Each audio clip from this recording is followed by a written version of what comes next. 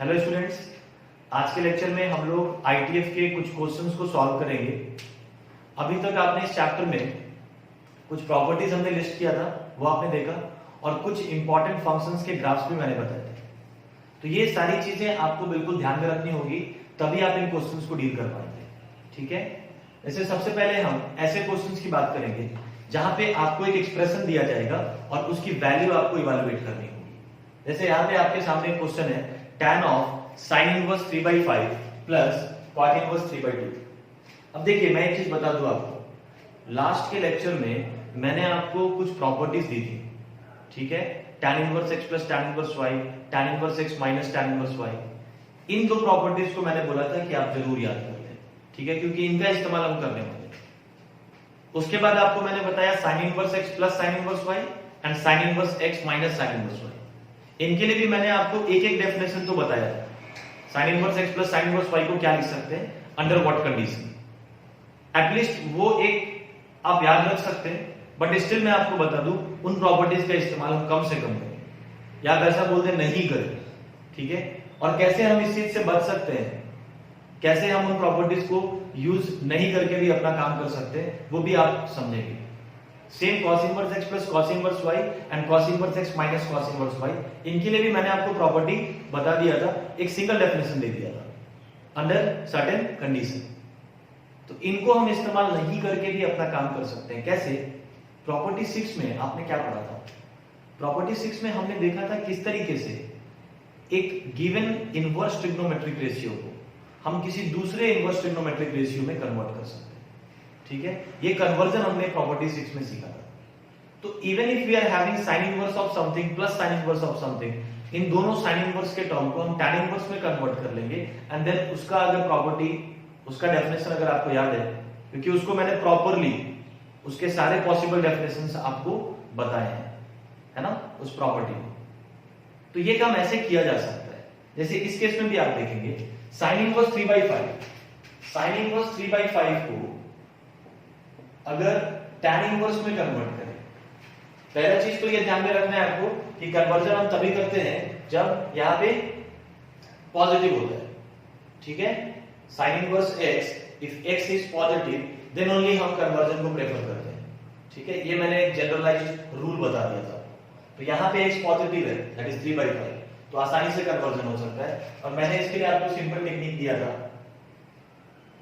इसको अगर मैं थीटा मान लूं तो परपेंडिकुलर अपॉन हाइपोटेनस, परपेंडिकुलर 3 हो जाएगा, हाइपोटेनस 5 हो जाएगा, तो डेफिनेटली बेस क्या हो जाएगा, 4 हो जाएगा। तो straight away you can buy tan inverse क्या हो जाएगा, 3/4। समझ आ रही है बात?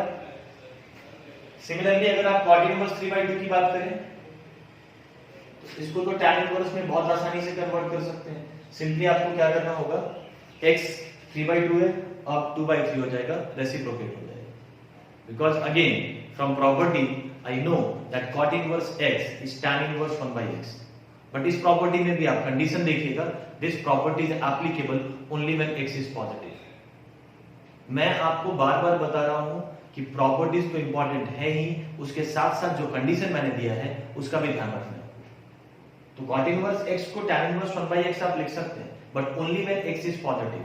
x नेगेटिव होता तो इस वाले साइड में आपको पाई ऐड करना पड़ता है।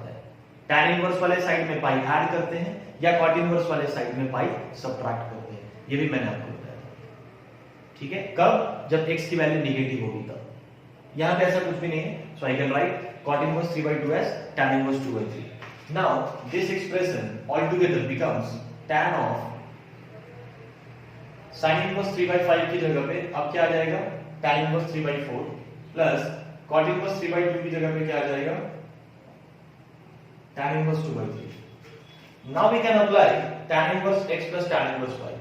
लेकिन उसके लिए हमें क्या चेक करना पड़ता है? सबसे पहले x into y की वैल्यू हम देखते हैं। xy अगर 1 से छोटा है तब तो सीधा सीधा फार्मूला यूज होता है, tan inverse x plus y upon 1 minus xy। आप प्रॉपर्टी को रेफर कर सकते हैं। ठीक है, तो यहां पे अगर आप x into y की वैल्यू निकालें तो it is coming out to be 1/2 which is less than 1। Greater than 1 होगा तो again we have two cases, xy greater than 1 दो रीजन से हो सकता है। x और y दोनों पॉजिटिव है तो भी प्रोडक्ट 1 से बड़ा हो सकता है, x और y नेगेटिव है तो भी प्रोडक्ट 1 से बड़ा हो सकता है। और इन दोनों केसेस के लिए we have different definitions. tan inverse x plus tan inverse y के दो अलग अलग डेफिनेशंस हैं इन दोनों केसेस में, ठीक है। बट फिलहाल we are going through x into y less than 1 है, तो straight away I can write this as, क्या लिख सकते हैं इसको, this plus this upon 1 minus this into this, that is 1/2। I hope I am clear. अब इसको अगर आप सिंप्लीफाई करते हैं तो आपको क्या मिल जाता है, देखिए जरा, tan ऑफ tan इनवर्स, इसको सिंप्लीफाई करेंगे तो आपको मिल जाएगा 9 प्लस 8, 17/6 मिल जाएगा आपको इससे, ठीक है। 9 प्लस 8 17/12 अपॉन ये 1/2 है, तो कैंसिल आउट करेंगे तो आपको 17/6 मिल जाएगा। Now tan of tan inverse x, ये प्रॉपर्टी 1 में मैंने आपको बताया था, इट इज ऑलवेज x, तो ये रिजल्ट क्या बन जाएगा 17/6। तो इस तरीके से आप वैल्यूज इवैल्यूएट कर सकते हैं। अब हम लोग नेक्स्ट क्वेश्चन देखेंगे।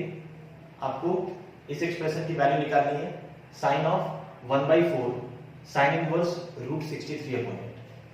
अब यहाँ पे अप्रोच थोड़ा डिफरेंट होगा और इस क्वेश्चन में आप बहुत सी बातें सीख सकते हैं।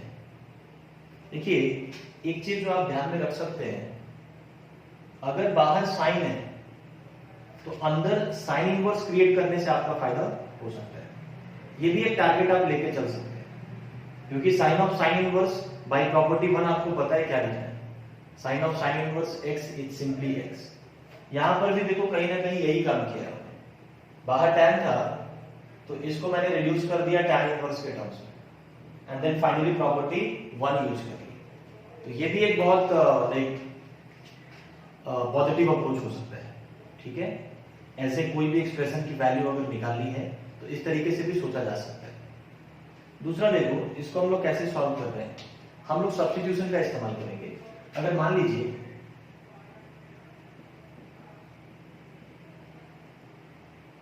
मैंने साइन इनवर्स √63/8 को थीटा मान लिया, ठीक है। अब देखिए जब भी आप सब्स्टिट्यूशन कीजिए एक बार जरूर सोचिए, मैंने प्रॉपर्टीज को प्रूफ करते वक्त भी बताया था, अगर आप साइन इनवर्स समथिंग को थीटा ले रहे तो ये तय है कि थीटा जो होगा -π/2 से π/2 के बीच में होगा, क्योंकि आपको ऑलरेडी पता है कि साइन इनवर्स का जो रेंज होता है वो -π/2 टू π/2 क्लोज्ड यही होता है, तो इसके बाहर तो नहीं जा सकता थीटा का वैल्यू, ठीक है। तो ये डेफिनेटली आपको सब्स्टिट्यूशन करने के बाद कंडीशन लिखना है। इनफैक्ट देखो इसको आप और प्रिसाइज कर सकते हैं, एक बार मैं साइन इनवर्स x का ग्राफ बना देता हूं। ऐसा होता है साइन इनवर्स x का ग्राफ, -1 to 1, ये π/2 और ये -π/2। देखो मैं ये भी बोल सकता हूं कि अगर x की वैल्यू 0 से 1 के बीच में लाई कर रही है तो आपको ग्राफ का कौन सा सेक्शन दिख रहा है, ये वाला, यानी साइन इनवर्स आपको वैल्यूज कहां से कहां तक देगा, 0 से π/2 के बीच में देगा।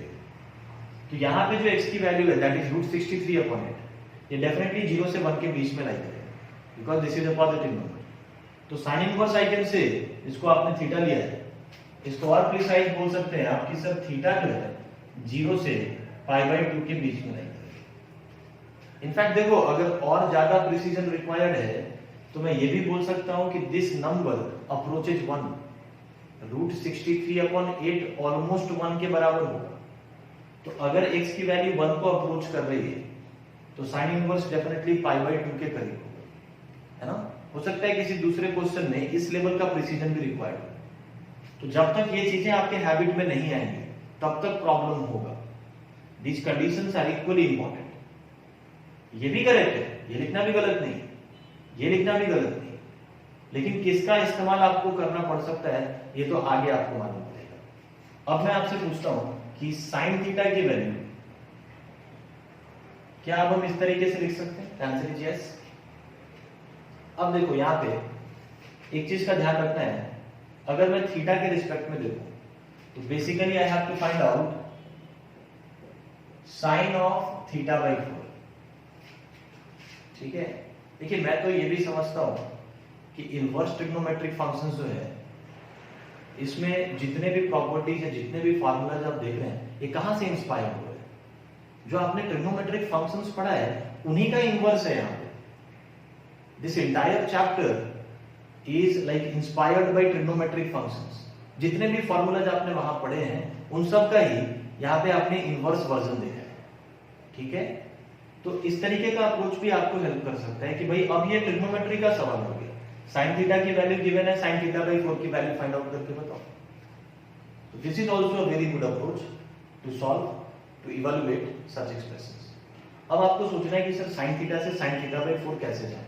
तो आपके पास मल्टीपल एंगल और सब मल्टीपल एंगल के फार्मूलाज हैं। मल्टीपल का मतलब है if given angle is theta तो 2 theta, 3 theta, 4 theta, these are multiple angles. Sub multiple का मतलब है theta by 2, theta by 3, theta by 4, these are called sub multiple angles, है ना? तो यहाँ पे उन फार्मूलाज का हम इस्तेमाल करेंगे, बट बिफोर दैट मेरे दिमाग में एक चीज आ रही है कि साइन थीटा एक इरेशनल क्वांटिटी है। तो मैं एक बार चेक करना चाहता हूं कि कॉस थीटा या टैन थीटा क्या रैशनल बन सकता है।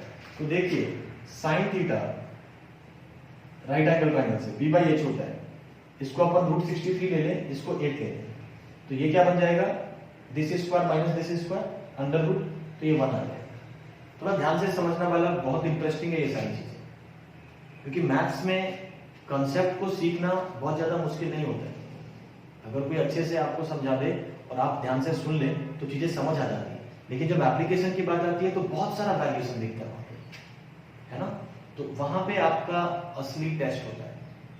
मैं क्लियरली देख सकता हूं कि sir cos theta is something rational, तो cos थीटा की वैल्यू मैंने निकाल ली 1/8। अपना टारगेट याद रखिए, sin थीटा बाई 4 निकालना है। Now this question is a question of trigonometry, भूल जाओ इनवर्स। cos थीटा की वैल्यू मालूम है, sin थीटा बाई 4 निकाल सकते हैं सर। कैसे निकाल सकते हैं? इसका हाफ एंगल फॉर्मूला यूज करके। You know cos 2 theta is 2 cos square theta minus 1। तो सिमिलरली cos थीटा को हम क्या लिख देंगे? 2 cos square theta by 2 minus 1। यहाँ थीटा है तो यहाँ पे हाफ एंगल थीटा बाई 2 दिखा देंगे, इसको हम हाफ एंगल फॉर्मूला भी कहते हैं। तो यहाँ से cos स्क्वायर थीटा बाई 2 की वैल्यू आपको मिल जाएगी, 1 ऐड किया 9/8, 2 से डिवाइड किया, so it is coming out to be 9/16। अब आप देखिए cos थीटा बाई 2 की वैल्यू क्या हो जाएगी? 3/4। देखो मैंने यहाँ पे गलती कर दी, आप में से बहुत सारे लोग फॉलो नहीं करते उस चीज को, ठीक है?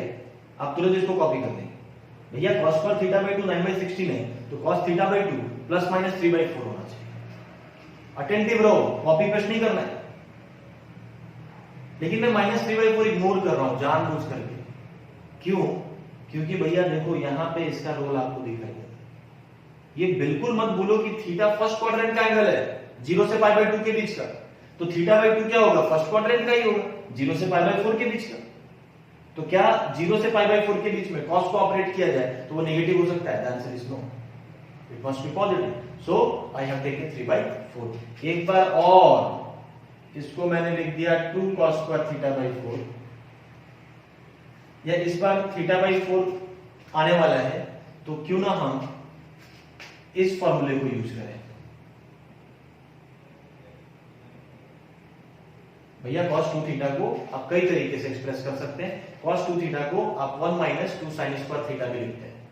तो cos थीटा बाई 2 को हम क्या लिख देंगे? 1 minus 2 sine square theta by 4। यहाँ पे थीटा बाई 2 है तो इसका हाफ एंगल थीटा बाई 4 दिखाई देगा। यहाँ पे cos 2 थीटा के फॉर्मूले को ही हम मॉडिफाई करके यूज कर रहे हैं, और मुझे नहीं लगता इनमें कोई प्रॉब्लम होना चाहिए। तो यहाँ से साइन स्क्वायर थीटा बाई 4 की वैल्यू क्या आ जाएगी? साइन स्क्वायर थीटा बाई 4 की वैल्यू आ जाएगी 1/8।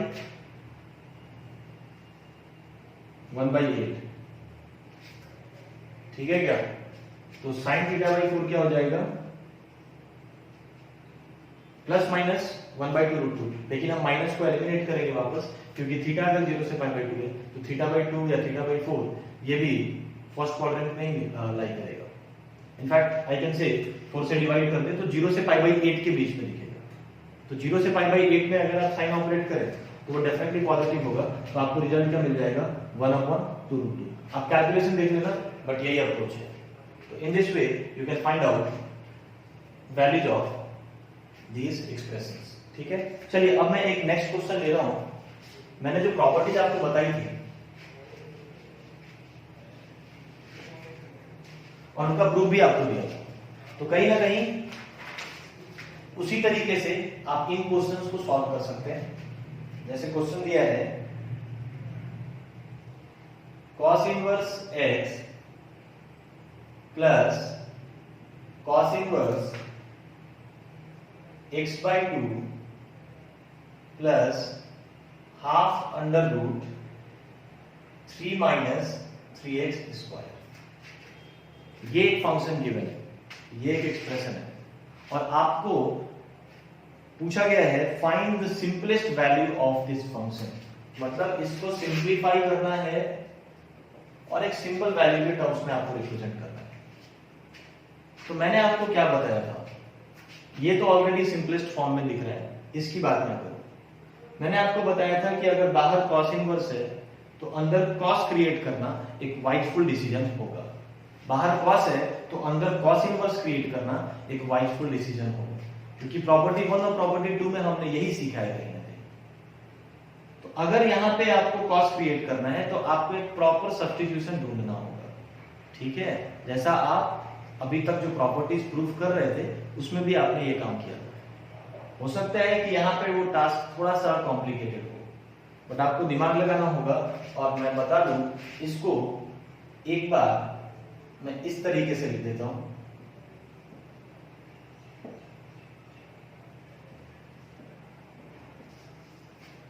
ध्यान दीजिएगा। अच्छा, इसमें एक और चीज गिवन है, देखो ये मिस कर दिया मैंने, x की वैल्यूज आपको दे दी गई है। x जो है वो हाफ से 1 के बीच में दिया गया है ना, x को रेस्ट्रिक्ट कर दिया half to 1 and then you have to simplify this expression. तो देखिए अब मैंने फंक्शन को इस तरीके से लिख दिया है, कुछ भी नहीं किया, इसको x इंटू हाफ और यहां से √3 कॉमन ले लिया, सो √3/2, 3 कॉमन लिया तो बाहर √3 आएगा, √3/2 into under root 1 minus x square. देखिए मैं आपको बता दूं, अगर मैं x को साइन थीटा या cos थीटा ले लूं तो मेरा काम हो जाएगा। वैसे मैं यहां पे x की जगह पे cos थीटा लेता हूं, साइन थीटा लेते तो भी फर्क नहीं पड़ेगा। मुझे अपना टारगेट ध्यान में है, मुझे यहां cos का टर्म क्रिएट करना है, तो क्या x को cos थीटा पुट करने से काम हो जाएगा? Answer is yes. कैसे जरा देखो, एक और बात, अगेन आपने सब्स्टिट्यूशन किया है, थीटा का रेंज आप जरूर लिखेंगे। तो x अगर cos थीटा है तो थीटा कहां से कहां तक होगा? 0 to पाई होगा, because theta is nothing but cos inverse x। Theta is nothing but cos inverse x, और cos इनवर्स x का प्रिंसिपल रेंज क्या होता है? 0 to पाई। तो आप क्या लिख सकते हैं? थीटा 0 to पाई। यही बताया था ना मैंने आपको, x को sin थीटा पुट किया तो थीटा -π/2 to π/2, x को tan थीटा पुट किया तो थीटा -π/2 to π/2 होगा। लेकिन यहां पे एक और काम आपको करना होगा, x की वैल्यू आपको हाफ से 1 दी गई है, -1 तो 1 नहीं दिया गया। x की वैल्यू भाई थीटा तो ध्यान में रखो क्या है? cos inverse x। अब x की वैल्यू रेस्ट्रिक्टेड है हाफ से 1 के बीच में। मैं एक बार cos इनवर्स को प्लॉट कर देता हूं, चलो ये है cos इनवर्स का ग्राफ, ये देखो, दिस इज 1, दिस इज -1, ये अपना π/2 और ये पाई, यही होता है ना ग्राफ। ग्राफ तो बिल्कुल दिमाग में सेट रखो, अगर x की वैल्यू हाफ से 1 के बीच में है, x की वैल्यू अगर हाफ से 1 के बीच में है तो cos इनवर्स x की वैल्यू कहां से कहां तक होगी? ये देखते हैं हम लोग। हाफ पे वैल्यू तो आप आसानी से निकाल सकते हैं, cos इनवर्स 1/2 क्या होगा? तो cos π/3, cos 60 डिग्री 1/2 होता है, तो cos इनवर्स 1/2 π/3 होगा। यही तो इनवर्स का रूल है, मैपिंग का डायरेक्शन चेंज कर जाता है। cos इनवर्स 1/2 क्या होगा? अगर ये आपको पता करना है तो आप ये देखिए cos किस वैल्यू पे ऑपरेट करके हाफ मिल सकता है, वही cos इनवर्स 1/2 की वैल्यू होगी। तो cos इनवर्स 1/2 इज सिंपली π/3। तो ये वैल्यू जो है ये है π/3। अब मैं आसानी से बता सकता हूं कि सर x जब हाफ से 1 होगा तो cos इनवर्स x, ये सेक्शन दिख रहा है आपको, 0 से π/3 के बीच में दिखाई दे रहा है। x जब हाफ से 1 के बीच में होगा तो cos इनवर्स x 0 से π/3 के बीच में होगा। हो सकता है कुछ लोगों को ये मुश्किल लग रहा हो, बट जिस दिन ये क्लैरिटी आ गया, आपको ग्राफ देखने आना चाहिए। x को -1 to 1 अगर दिया होता तो मैं थीटा 0 to पाई देता, लेकिन चूंकि x पे रेस्ट्रिक्शन दिया हुआ है पहले से, तो मैं क्या करूंगा, थीटा की वैल्यू सिर्फ 0 से π/3 ही लूंगा। अननेसेसरली इंटरवल को बड़ा करने से क्या फायदा। अब देखिए भाई, cos इनवर्स x का रेंज निकाला आपने, cos inverse x is nothing but theta, तो थीटा का रेंज भी सेम ही होगा। अब देखिए यहां पे मैं पुट करता हूं, ये तो ऑलरेडी सिंपलेस्ट फॉर्म में है, तो चलिए मैं इस वाले को पहले सिंप्लीफाई करूंगा।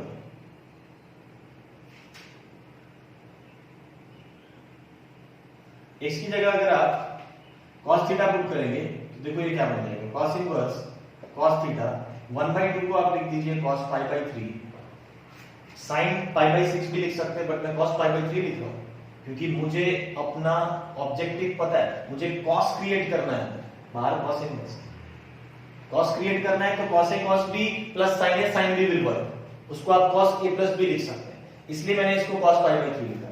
नेक्स्ट आ जाइए, ये क्या बन जाएगा, x को cos थीटा रखेंगे तो 1 - cos square theta is sin square theta, sin square theta का root is mod sin theta, लेकिन sin थीटा पक्का पॉजिटिव होगा, 0 से π/3 में थीटा है, 0 से π/3 में sin थीटा डेफिनेटली पॉजिटिव होगा, इसलिए mod की जरूरत नहीं है। कुछ लोग बाय डिफॉल्ट sin थीटा ही लिखते हैं और वो सही भी होता, लेकिन लॉजिक समझो, root sin square theta sin theta नहीं होगा, mod sin थीटा होगा, लेकिन इस केस में थीटा 0 से π/3 है। आप समझ लीजिए इस इंटरवल का क्या सिग्निफिकेंस है, x हाफ से 1 है तो थीटा 0 से π/3 होगा, क्योंकि थीटा cos इनवर्स x है, x cos थीटा है। अब ये sin थीटा √3/2 को हम लिख सकते हैं sin π/3। आप मुझे बताइए इसकी वैल्यू cos थीटा प्लस π/3 हो जाएगी क्या? यस और no? cos inverse cos theta plus π/3 correct है। अब जरा देखिए, क्या इसको हम थीटा प्लस π/3 लिख सकते हैं? cos इनवर्स cos x को क्या हम x लिख सकते हैं? x तभी लिख सकते हैं जब x 0 से पाई के बीच में हो। यहां पे x की जगह पे क्या दिखाई दे रहा है, थीटा प्लस π/3। तो आप मुझे बताइए, अगर थीटा 0 से π/3 है तो थीटा प्लस π/3 का रेंज क्या हो जाएगा? π/3 ऐड कर दो, π/3 से 2π/3 हो जाएगा। और मैं आपको बता दूं, ये पूरा का पूरा इंटरवल थीटा प्लस π/3 कहां से कहां तक दिख रहा है? π/3 से 2π/3, ये तो 0 से पाई के बीच में ही है। π/3 60, 2π/3 120, तो ये 0 से 180 के बीच का ही इंटरवल है, तो definitely cos inverse cos x को आप x लिख सकते हैं। x की जगह पे थीटा प्लस π/3 है, तो ये क्या बन जाएगा, सिंपली थीटा प्लस π/3। थीटा आपने किसको लिया था, cos इनवर्स x को, तो it becomes cos a cos b plus sin a sin b, cos a cos b plus sin a sin b is cos a minus b, तो ये cos π/3 minus theta होगा। ये गड़बड़ कर दिया मैंने, ये क्या होगा, cos π/3 माइनस थीटा होगा। मैंने इसको cos a प्लस b लिख दिया था, that is wrong. cos π/3 minus theta, तो π/3 माइनस थीटा का रेंज आपको देखना होगा, तो π/3 माइनस थीटा का रेंज जो होगा आप निकाल के देख लीजिए, 0 to π/3 ही आएगा वापस। क्या किया मैंने, थीटा 0 से π/3 है, देखो यहां पे मैं एक बार दिखा देता हूं मैंने क्या किया। थीटा 0 से π/3 है, तो माइनस थीटा कहां से कहां तक होगा, माइनस π/3 से 0, माइनस से मल्टीप्लाई किया, साइन ऑफ इनइक्वालिटी चेंज हो जाएगी। हालांकि देखो ये भी एक तरीका होता है, मैंने साइन ऑफ इनइक्वालिटी चेंज नहीं किया, साइड चेंज कर दिया। ये माइनस π/3 बन रहा था, इधर लिख दिया, और इसको -1 से मल्टीप्लाई करेंगे 0 बनेगा, इधर लिख दिया। ये भी तरीका होता है। If you don't want to change the sign of inequality, you can change the side. Theta तो बीच में ही रहे, मैंने किया क्या, -1 से मल्टीप्लाई किया, उसके बाद π/3 ऐड कर दो, π/3 माइनस थीटा का रेंज मिल जाएगा, तो ये बन जाएगा 0, ये बन जाएगा π/3 माइनस थीटा, और ये बन जाएगा पाई बाई 3। ठीक है, तो पाई बाई 3 माइनस थीटा अगेन कहां से कहां तक आ रहा है, 0 से पाई बाई 3। और आपको मैंने क्या बताया, cos इनवर्स cos x को x लिखना तब तक सही है जब तक x 0 से पाई के बीच में है। तो ये डेफिनेटली 0 से पाई के बीच में दिखाई दे रहा है, तो आप इसको स्ट्रेट अवे क्या लिख सकते हैं, पाई बाई 3 माइनस थीटा। और थीटा क्या है, theta is nothing but cos inverse x। तो ये जो एक्सप्रेशन था इसकी वैल्यू कहीं ना कहीं आपने क्या निकाल दी, pi by 3 minus cos inverse x। तो fx जो होगा it is simply a constant function, it simply becomes pi by 3। एक बार मैं आपको फिर से बता दे रहा हूं ये सिंप्लीफिकेशन मैंने कैसे किया है। फंक्शन गिवन था cos inverse x plus cos inverse x by 2 plus half under root 3 minus 3x square. अगर इसको सिंप्लीफाई करना है तो मैंने आपको बता दिया कोई ऐसा सब्स्टिट्यूशन आपको करना होगा x की जगह पे जो अंदर वाले टर्म को cos ऑफ समथिंग के फॉर्म में कन्वर्ट करे। तो वो सब्स्टिट्यूशन मैंने ढूंढ लिया cos थीटा, थोड़ा इसका फॉर्म चेंज किया है, दैट इज क्वाइट ओके।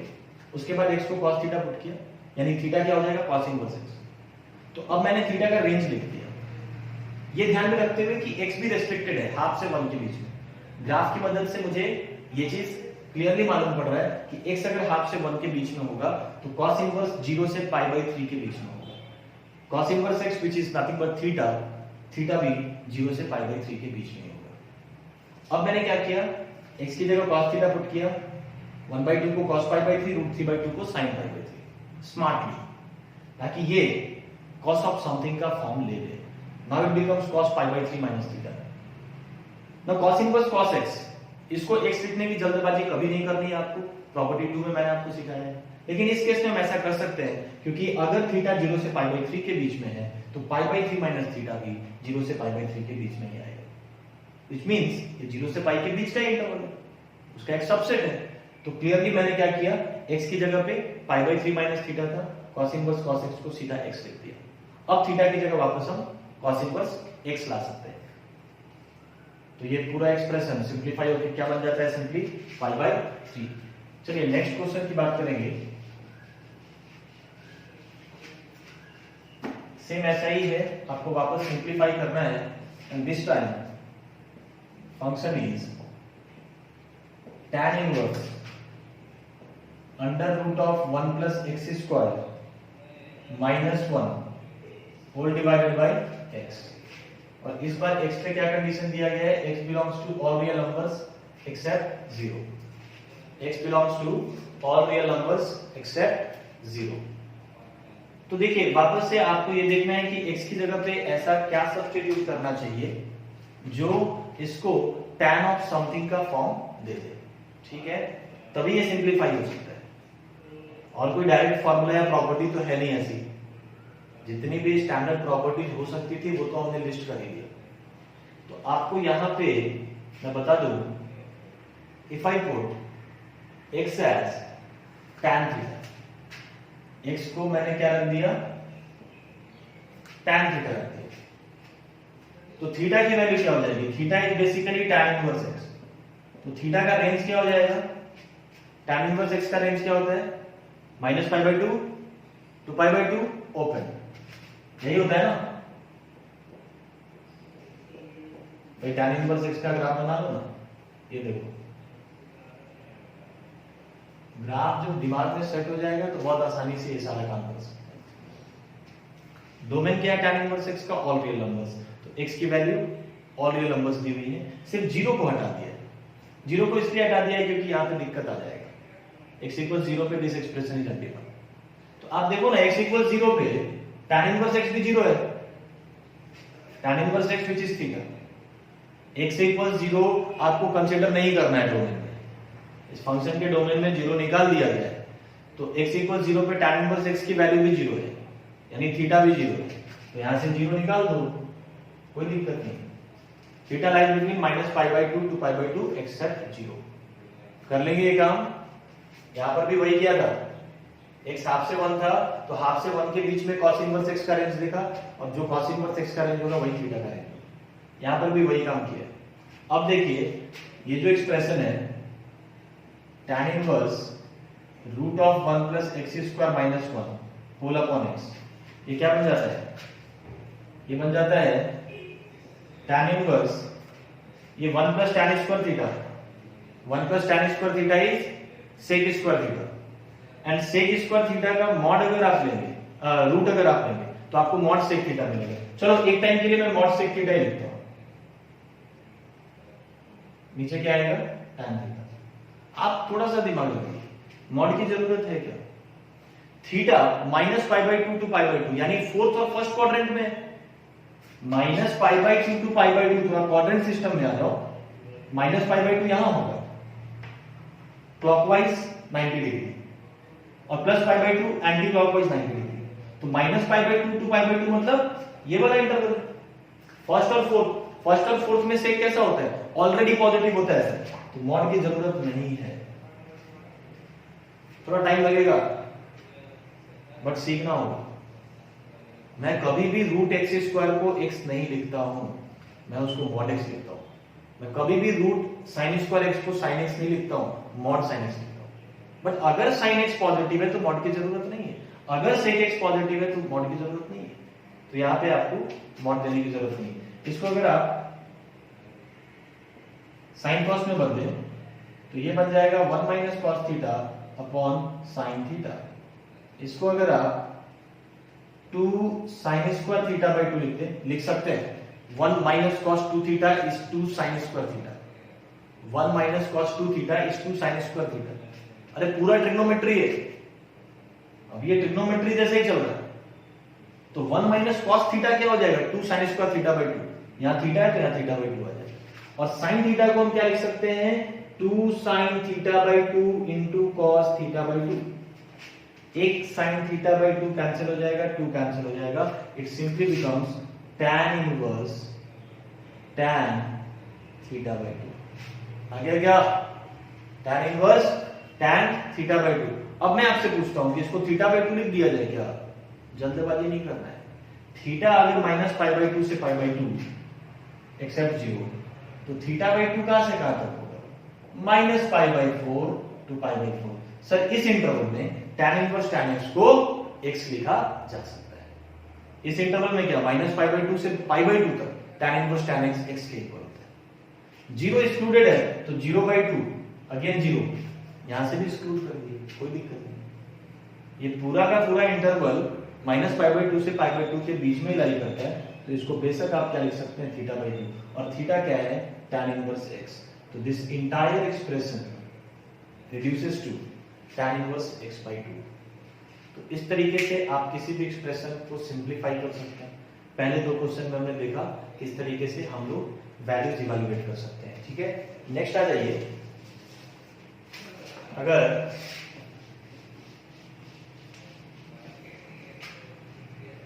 इन दोनों क्वेश्चन में अगर कोई डाउट होता है तो आप मुझसे पूछ लीजिएगा। एक दो और क्वेश्चन आपको जो मैंने एक्सरसाइज दिया उसमें दिखाई देगा इस तरह का, ठीक है, या असाइनमेंट के फॉर्म में मैं कोशिश करूंगा आपको शेयर करने का। ओके, चलिए नेक्स्ट क्वेश्चन है। देखो ये वैसे तो हम लोगों ने डिस्कस कर लिया था, इसको आप होमवर्क के फॉर्म में लिख सकते हैं। एक एक्सप्रेशन गिवन है इस तरीके से, sin inverse sin 8 plus minus tan inverse tan 10 plus cos inverse cos 12 plus tan inverse minus tan 13π/8 plus, अरे गलत चले गए, इसके बाद आ जाएगा minus sec inverse sec 9 plus cot inverse cot 6 minus cosec inverse cosec 7। if y simplifies to a pi plus b, find a minus b। अगर इस पूरे को सिंप्लीफाई करें तो ये a pi plus b के फॉर्म में निकल के आ रहा है। तो आपको बताना है कि a minus b की वैल्यू क्या होगी। तो मैंने आपको बताया था साइन इनवर्स साइन 8 को 8 लिखने की गलती ना करें, क्योंकि 8 जो है ये सब रेडियंस में गिवन है। 8 minus pi by two to pi by two नहीं लाई करता, वो पाई बाई टू से काफी बड़ा है। tan इनवर्स tan 10 को 10 लिखने की गलती ना करें। ऐसा तभी कर सकते थे जब minus pi by two to pi by two ये वैल्यू लाई करता, जबकि 10 जो है वो काफी बड़ा है। तो मैंने आपको क्या बताया था इन तीनों के लिए, sine inverse sine, tan inverse tan, cosec inverse cosec, इनके लिए सेम अप्रोच है। और फिर बाकी तीन के लिए cos inverse cos, sec inverse sec and cot inverse cot, इनके लिए भी सेम अप्रोच है। तो मैं फटाफट क्या करता हूं, एक ये निकाल लेता हूं कोसेक इनवर्स कोसेक 7 और एक ये निकाल लेता हूं sec इनवर्स sec 9, बाकी आप खुद से निकालेंगे, ठीक है। जैसा इसके लिए अप्रोच होगा वैसा ही इन दोनों के लिए, जैसा इसके लिए अप्रोच होगा वैसा ही इन दोनों के लिए। तो देखिए पहले अगर मैं इसकी बात करूं, कोसेक इनवर्स कोसेक 7, मैंने क्या बताया था आपको, सबसे पहले ये देखना है कि 7 पाई के किस मल्टीपल के सबसे ज्यादा करीब है। या आप ऐसा देख लो पहले तो कि 7 पाई के किस मल्टीपल से किस मल्टीपल के बीच में लाई करता है। 2 पाई से 3 पाई के बीच में लाई करता है, बिकॉज 2 पाई 6.28, पाई इज 3.14, तो 6.28 से थोड़ा बड़ा है और 3 पाई की वैल्यू 9.42 होती है। तो मैं बोल सकता हूं कि 2 पाई से 3 पाई के बीच में है, it is more close to 2 pi. तो जिसके ज्यादा करीब है उसको हम ऐड और सब्ट्रैक्ट कर देते हैं। तो ये बन जाएगा cosec inverse cosec 2 pi plus 7 minus 2 पाई, ठीक है। अब देखिए कोसेक 2 पाई प्लस थीटा, इसको थीटा मान लिया, कोसेक 2 पाई प्लस थीटा क्या हो जाएगा, कोसेक थीटा हो जाएगा। कैसे मालूम पड़ा, क्वाड्रेंट देख लो भैया, 2 पाई, मैंने बताया है पाई का इवन मल्टीपल हमेशा पॉजिटिव एक्स के लॉन्ग, पाई का और मल्टीपल हमेशा नेगेटिव एक्स के लॉन्ग। तो this is 2 pi plus theta किधर जाएगा, फर्स्ट क्वाड्रेंट में जाएगा। 2 पाई पॉजिटिव एक्स के लॉन्ग प्लस थीटा मतलब आपको एंटी क्लॉकवाइज आना है, थीटा आना है, तो एंटी क्लॉकवाइज जाएंगे तो फर्स्ट क्वाड्रेंट में ही रीच करेंगे। तो ये आ जाएगा कोसेक 7 माइनस 2 पाई। अब आपको आंख बंद करके कोसेक इनवर्स कोसेक x को सीधा x लिख देना है, क्योंकि अब ये माइनस पाई बाई 2 से पाई बाई 2 के बीच में आ चुका है। माइनस पाई बाई 2 से पाई बाई 2 के बीच में कोसेक इनवर्स कोसेक x को आप x लिख सकते हैं, रेफर टू प्रॉपर्टी 2। और ये आ चुका है उसी इंटरवल में, क्योंकि ये सारा जो मेहनत हम कर रहे हैं इसी काम के लिए कर रहे हैं। तो इसकी वैल्यू आपके सामने है। सिमिलरली अगर मैं सेक इनवर्स सेक 9 की बात करूं तो ये क्या है, ये भी 2 पाई से 3 पाई के बीच में, लेकिन इसके लिए ये इंपॉर्टेंट नहीं है कि ये किसके ज्यादा करीब है। वैसे तो 3 पाई के करीब होगा, क्योंकि 3 पाई मैंने क्या बताया था 9.42, लेकिन मैंने आपको क्या बोल दिया, जब भी सेक कॉस और कॉट पे बात हो रही है तो नीचे वाला ही आपको पाई का मल्टीपल कंसीडर करना है। 2 पाई से 3 पाई के बीच में गुड, आपको क्या कंसीडर करना होगा 2 पाई। 2 पाई ऐड और सब्ट्रैक्ट कर देंगे तो ये क्या बन जाएगा, sec inverse sec of 2 pi plus 9 minus 2 pi. Once again sec 2 pi plus theta first quadrant में जाना है तो सेक थीटा ही बनेगा, और ये एंगल तो सप्लीमेंट्री है तो सेक का सेक ही रहने वाला है। कॉम्प्लीमेंट्री होता है तो सेक कोसेक बन जाता है। कॉम्प्लीमेंट्री का मतलब पाई बाई 2 के ऑड मल्टीपल्स, कॉम्प्लीमेंट्री एंगल का मतलब होता है पाई बाई 2 के odd multiples, pi by 2, 3 pi by 2, 5 pi by 2, 7 pi by 2, these are complementary angles. Supplementary का मतलब पाई के मल्टीपल्स, तो हम तो हर बार पाई के मल्टीपल्स ही ले रहे हैं, तो चेंज होने का सवाल ही नहीं। हमारा जो मेथड है उसमें हम हर बार पाई का मल्टीपल ही ले रहे हैं, ठीक है। तो ये बन जाएगा sec inverse sec theta that is 9 minus 2 pi. अब आंख बंद कीजिए, सेक इनवर्स सेक x को आप x लिख दीजिए, क्योंकि ये 0 से पाई के बीच में आ चुका है। सेक इनवर्स सेक x की तरह तभी बिहेव करेगा जब x 0 से पाई के बीच में हो, excluding pi by 2। Pi by 2 हम एक्सक्लूड करते हैं क्योंकि पाई बाई 2 हो ही नहीं सकता कभी x का वैल्यू डोमेन में ही है। आप देख लीजिए प्रॉपर्टी 2 में ये सारी चीजें लिखी हुई है। तो सेक इनवर्स सेक 9 माइनस 2 पाई। अब ये चेक नहीं करना है तुमको कि सर ये आ गया होगा क्या 0 से पाई के बीच में, आ गया होगा, ये सीधा क्या बन जाएगा 9 माइनस 2 पाई। तो इसी तरीके से बाकी चार जो बच गए उसको आप देख लीजिएगा, इन दोनों का इसके जैसा ही हिसाब किताब होगा, इसका इसका सेक वाले जैसा ही होगा, ठीक है। ओके, अब देखिए आईटीएफ में कई बार आपसे सीरीज का सम भी पूछा जाता है। जैसे ये क्वेश्चन है आपके सामने, इस सीरीज का आपको सम फाइंड आउट करना है। तो इसको सम अप करने के लिए सबसे पहले तो आपको टेलीस्कोपिक सीरीज ये समझना होगा। सीक्वेंस एंड सीरीज में ये टॉपिक हम लोग स्टडी करते हैं, टेलीस्कोपिक सीरीज, इसको आप मेथड ऑफ डिफरेंस भी बोलते हैं। तो एक बार मैं ब्रीफ करता हूं, मैंने आपको बताया भी है कि टेलीस्कोपिक सीरीज को कैसे आइडेंटिफाई करना है और फिर उसका सम कैसे फाइंड आउट करते हैं। देखिए मैं आपको बता दूं, किसी भी सीरीज का आप जनरल टर्म तो निकाल ही सकते हैं, जिसको हम आरएच टर्म से रिप्रेजेंट करते हैं, टी आर। तो अगर किसी भी सीरीज के जनरल टर्म को आपने इस फॉर्म में एक्सप्रेस कर दिया,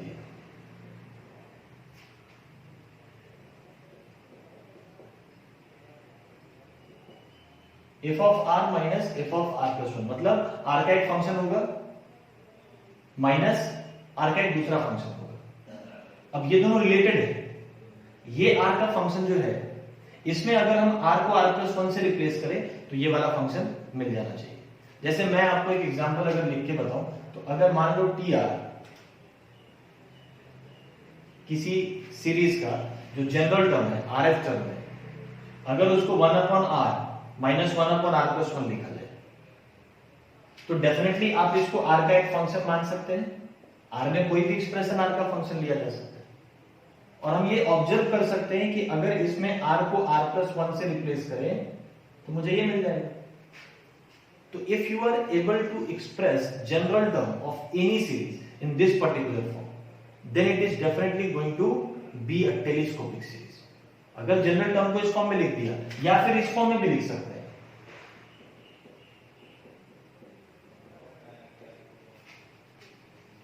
F of are plus one minus F of R, दोनों आर के एक फंक्शन है, लेकिन इनमें रिलेशन क्या दिख रहा है आपको, ये माइनस के बाद वाला जो है आर का फंक्शन, उसमें अगर आर को आर प्लस वन रिप्लेस करें तो ये पहले वाला, माइनस के पहले वाला एक्सप्रेशन मिल जाना चाहिए। जैसे इसके लिए मैं एग्जांपल अगर लिख दूं, अगर मान लीजिए किसी सीरीज का जनरल टर्म ऐसा होगा, R H term of any particular series is R plus one factorial, is R plus one factorial minus R factorial, तो ये डेफिनेटली इसको रिजेंबल कर रहा है। इसको अगर आप आर का एक एक्सप्रेशन देखते हैं तो ये आर को आर प्लस वन रख के मिल जाएगा। समझ आ रही है बात? तो ऐसा जनरल टर्म दिखने का मतलब है ये टेलीस्कोपिक सीरीज है।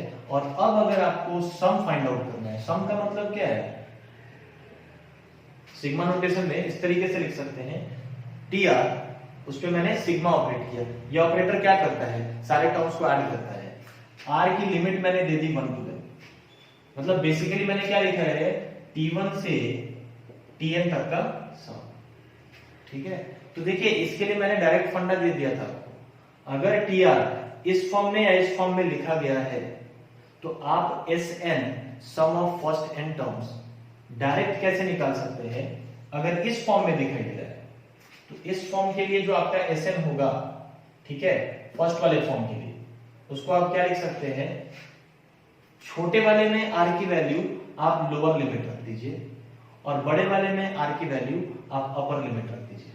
ये छोटा वाला और बड़ा वाला मैं किसको रेफर कर रहा हूं, ये r और r+1 को कंपेयर किया है। ऐसा नहीं है कि मैं इस पूरे एक्सप्रेशन को इस पूरे एक्सप्रेशन से बड़ा बता, ऐसा बिल्कुल भी नहीं। मैं सिंपली r और r+1 के रिस्पेक्ट में बोल रहा हूं। छोटा वाला मतलब r, बड़ा वाला मतलब r+1। तो मैंने क्या बोला, छोटे वाले में r की जगह लोअर लिमिट रखना है, विच इन दिस केस इज 1। कई बार ऐसा भी हो सकता है कि आपका सीरीज 2 to n जा रहा हो या 2 to n+1 जा रहा हो, यू नेवर नो। ठीक है, तो छोटे वाले में r को लोअर लिमिट से रिप्लेस करेंगे और बड़े वाले में r को अपर लिमिट से एक्सप्रेस करेंगे। यानी इसके लिए जो आपका Sn होगा, ये आपका Tr है, इसके लिए जो आपका Sn होगा वो क्या हो जाएगा, इट सिंपली बिकम्स, r को 1 रख दीजिए और यहां पे r की जगह पे r की जगह पे अपर लिमिट रख देना है, यानी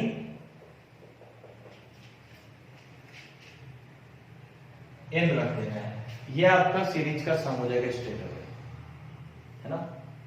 ये कहां से आता है ये भी मैंने बताया था, लेकिन अभी सीधा रिजल्ट याद रखो। ठीक है, कभी जरूरत पड़ा तो हम लोग जब 12th का पूरा टॉपिक कंप्लीट कर लेंगे तो रिवीजन के टाइम पे इसको देख लेंगे, ठीक है। इस वाले केस में एसएन क्या मिल जाएगा आपको, बड़े वाले में आर की जगह अपर लिमिट डालोगे तो ये बन जाएगा एफ ऑफ एन प्लस 1, छोटे वाले में आर की जगह 1 डाल देंगे आप तो ये बन जाएगा एफ ऑफ 1। तो in this way you can straight away find out sum of N terms. लेकिन इससे पहले जरूरी ये है कि जनरल टर्म या तो ऐसे फॉर्म में लिखा होना चाहिए। कई बार डायरेक्ट आपको ऐसे नहीं दिया जाएगा, आप रिड्यूस करते हैं, यही तो सबसे इंपॉर्टेंट स्टेप होता है कि एक टेलीस्कोपिक सीरीज के जनरल टर्म को इस फॉर्म में लेके आना। जैसे यहां पे देखो ऑलरेडी, तो इसका एसएन में क्या लिख सकता हूं, अगर मैं इस सीरीज का सम निकालूं, आर को 1 से n वैरी करूं, अगर मुझे एसएन फाइंड आउट करना है where are varies from 1 to n, तो छोटा वाला ये है, आर की जगह 1 रख दोगे, माइनस बड़ा वाला ये है, आर की जगह छोटा और बड़ा मैंने रेफरेंस किसके बेसिस पे लिया, आर और आर प्लस 1 के बेसिस पे। अगर आप इन दोनों को कंपेयर करेंगे तो ये बड़ा है क्योंकि इसका डिनोमिनेटर छोटा है, लेकिन मैं इसको छोटा वाला क्यों बोल रहा हूं, क्योंकि आर और आर प्लस 1 के रिस्पेक्ट में ये फंडा है, इसके पीछे कोई मैथमेटिकल लॉजिक नहीं है, किसी ने ऑब्जर्व किया और फंडा बना दिया।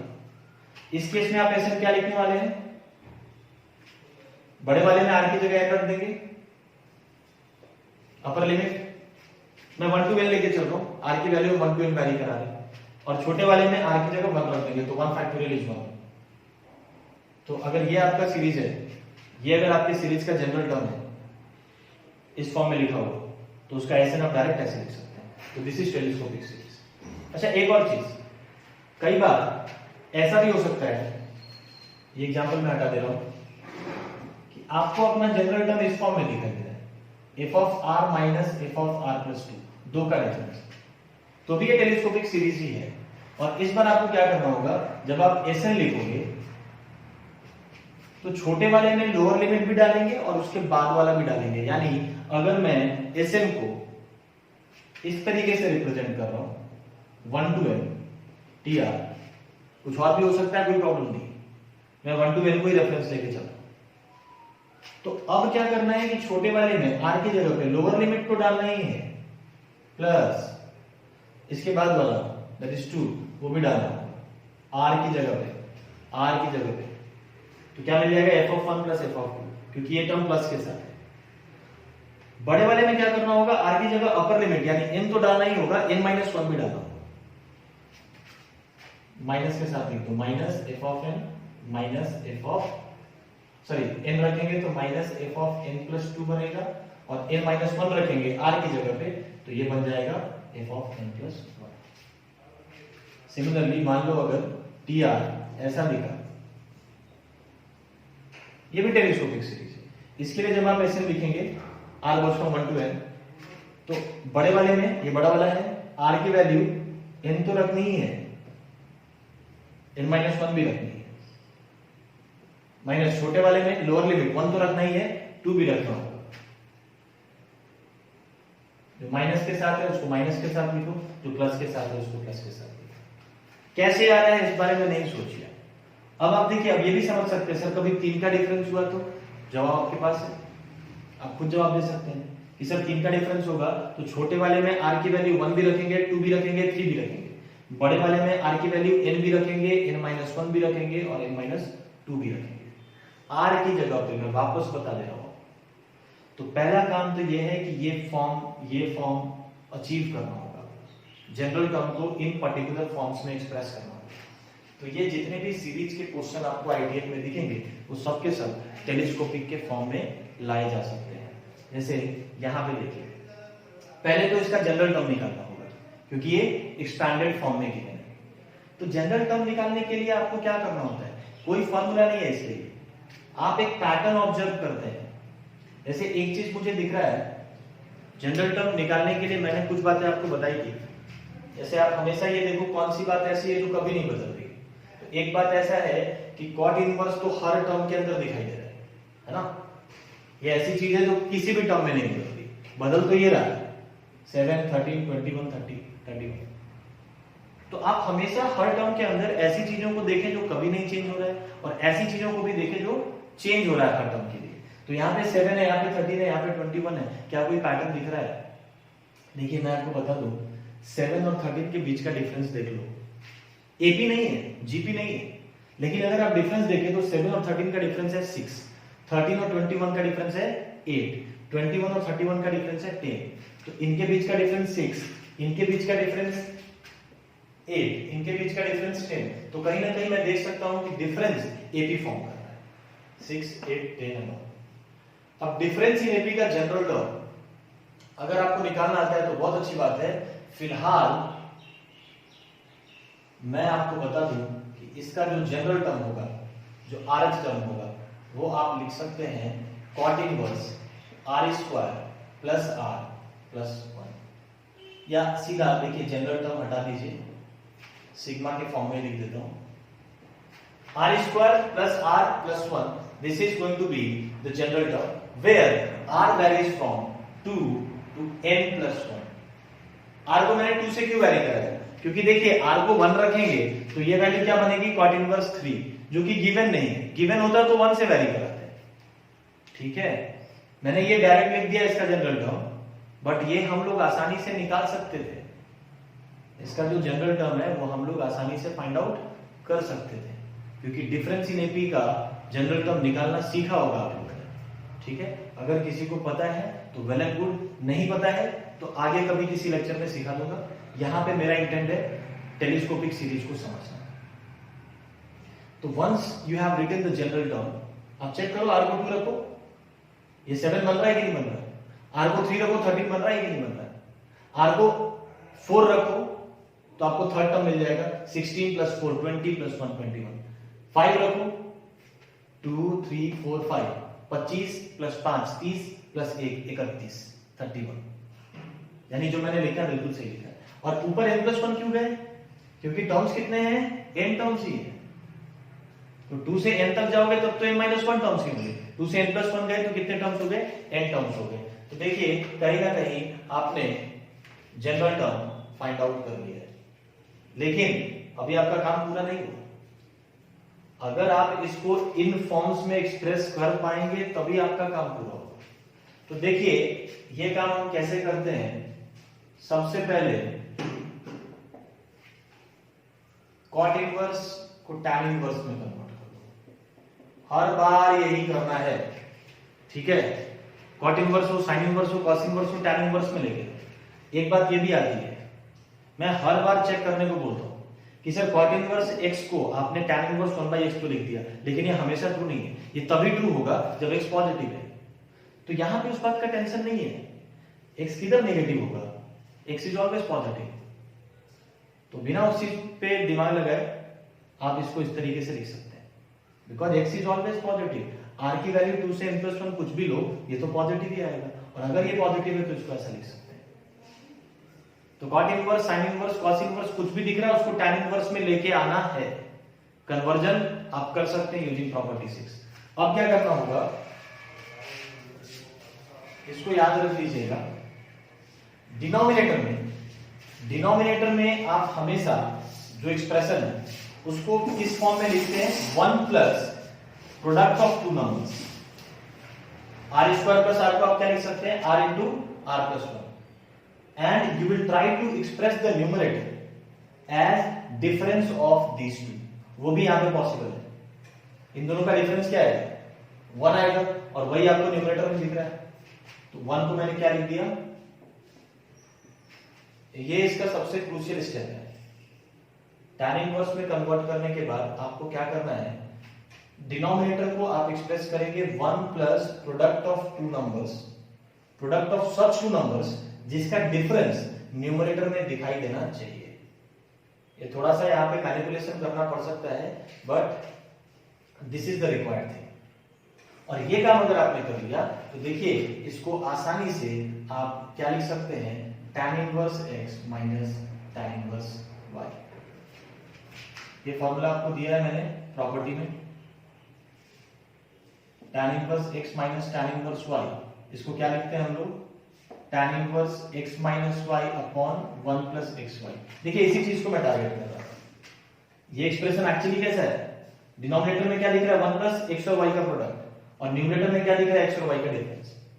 इसी चीज को टारगेट करते हुए मैंने यहाँ पे इसको इस फॉर्म में लिख दिया, 1 plus product of such two numbers, ये x हो गया ये y हो गया, कुछ difference is present in numerator. तो ये काम अगर आपने कर लिया तो इस प्रॉपर्टी से आप इसको ऐसा लिख सकते हैं। अब यहां पर भी कंडीशन है sir, tan inverse x minus tan inverse y के तीन डेफिनेशन होते हैं, तो यही वाला होगा, ये कैसे पता चला? तो आप मुझे बताइए ये डेफिनेशन कब वर्क करता है, when xy is greater than -1। तो इस चीज का भी टेंशन यहां पे नहीं, मैंने आपको क्या बता दिया, ये r और r+1 दोनों पॉजिटिव है, तो इनका प्रोडक्ट क्या आएगा, पॉजिटिव आएगा। x और y की जगह पे यही दोनों है ना, r और r+1। इस टाइप के क्वेश्चन में ये कंसर्न नहीं होगा, मैं बता रहा हूं आपको, ये हमेशा डायरेक्ट फॉर्मूला आप यूज कर सकते हैं। r और r+1 दोनों पॉजिटिव नंबर्स हैं, दो पॉजिटिव नंबर्स का प्रोडक्ट पॉजिटिव होगा, -1 से बड़ा होना तो तय है। तो आप ये सीधा सीधा वाला फॉर्मूला यूज कर सकते हैं। आपको बाकी के दो डेफिनेशन के बारे में सोचने की जरूरत नहीं है जब भी आप सीरीज के साथ डील कर रहे हैं तब। तो ये आपको कहीं ना कहीं टेलीस्कोपिक का फॉर्म मिल चुका है। कौन सा वाला, ये वाला। इसको अगर आप r का एक फंक्शन देखते हैं तो ये r की जगह r+1 रख के फाइंड आउट किया जा सकता है। r को r+1 से रिप्लेस करोगे तो ये मिल जाएगा। अब स्ट्रेट अवे आप सम जो है Sn, sum of n terms, कैसे निकाल सकते हैं? बड़े वाले में r की जगह पे अपर लिमिट रख दीजिए, तो ये क्या बन जाएगा, tan इनवर्स n+2। r की जगह अपर लिमिट क्या है, n+1 है, तो r को n+1 रखोगे तो ये क्या बन जाएगा, n+2 बन जाएगा, माइनस छोटे वाले में r की जगह लोअर लिमिट रख दीजिए, तो ये क्या आ जाएगा, tan इनवर्स 2। तो ये आपका सीरीज का सम हो गया। क्लियर है क्या? अब चाहे तो tan inverse x minus tan inverse y वापस निकाल करके इसको सिंप्लीफाई कर सकते हैं। ये x और ये y, तो इसको आप लिख सकते हैं tan inverse x minus y upon 1 plus xy। सीधा सीधा ये फॉर्मूला यूज कर सकते हैं क्योंकि xy ग्रेटर देन -1 की गारंटी है। तो देख लो क्या आ जा रहा है, tan inverse x minus y इन आ जाएगा अपॉन 1 प्लस, इन दोनों का प्रोडक्ट करोगे तो आपको मिल जाएगा 2n plus n²। This is Sn। एक और ऐसा क्वेश्चन मैं कर देता हूं, उसके बाद आप लोग एक्सरसाइज सॉल्व करना शुरू कर सकते हैं। इसमें कुछ वेरिएशंस और हैं, कुछ टाइप के क्वेश्चंस और हैं जो हम लोग अगले लेक्चर में करेंगे। आज मैं ये आखिरी क्वेश्चन ले रहा हूं। इसमें देखिए इस बार आपके पास है, चलो जनरल टर्म में आपको लिख के दे रहा हूं, 1 टू इंफिनिटी कर देते हैं। इस बार r को 1 से इंफिनिटी तक वैरी करना है, मतलब आपको सीरीज का सम टिल इंफिनिटी फाइंड आउट करना है। तो वापस आपको ये सेम अप्रोच ध्यान में रखना होगा, एक बार आपका रिवीजन भी हो जाएगा। सबसे पहला काम तो ये है कि इस जनरल टर्म को टेलीस्कोपिक का फॉर्म देना होगा। उसके लिए हम क्या करते हैं, पहले tan इनवर्स में इसको चेंज करते हैं, ठीक है भैया, रेसिप्रोकल हो जाएगा। पॉजिटिव है इस बात की गारंटी है, आप सीधा tan इनवर्स के लिए इसको रेसिप्रोकेट कर दीजिए। cot inverse x is tan inverse 1/x when x is positive. तो पॉजिटिव तो होगा ही, r को 1 लो, 2 लो, 3 लो, 4 लो, ये हमेशा पॉजिटिव हो।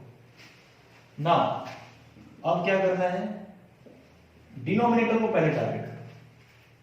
We have to express denominator as 1 plus product of two numbers. तो 1 को अगर मैं बाहर निकाल दूं तो ये क्या बन जाएगा, r² माइनस 1/4। चलो स्टेप बाय स्टेप आते हैं। अब इसको हम दो नंबर्स के प्रोडक्ट के फॉर्म में लिख सकते हैं, r plus 1/2 into r minus 1/2। ये क्या बन जाएगा, लिमिट सब में सेम है, बार बार नहीं दे रहा हूं, 1 टू इंफिनिटी। ये बन जाएगा tan इनवर्स, पहले denominator 1 plus r plus 1/2 into r minus 1/2।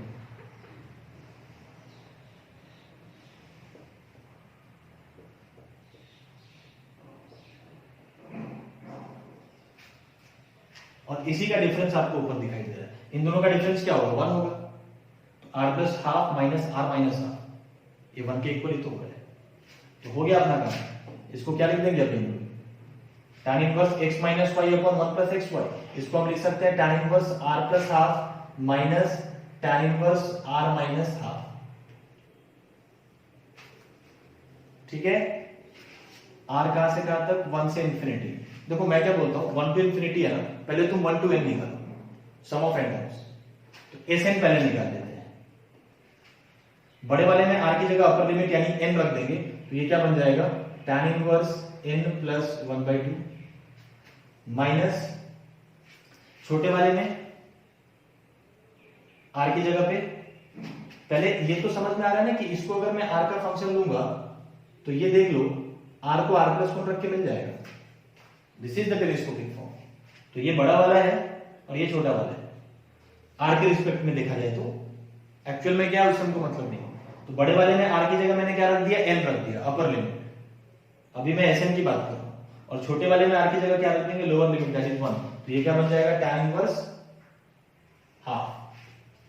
अब क्या करिए आपको s इंफिनिटी चाहिए तो n अगर इंफिनिटी को अप्रोच करेगा तो n प्लस हाफ भी इंफिनिटी ही होगा। अभी इंफिनिटी में हाफ ऐड करेंगे तो क्या ही फर्क पड़ेगा। और tan इनवर्स इंफिनिटी क्या होता है π/2 होता है। tan इनवर्स इंफिनिटी क्या हो जाएगा π/2 हो जाएगा। ऑलमोस्ट एग्जैक्ट तो नहीं बोल सकते क्योंकि tan इनवर्स π/2 होता ही नहीं। एक बार देखो फिर से मैं ग्राफ बना रहा हूं,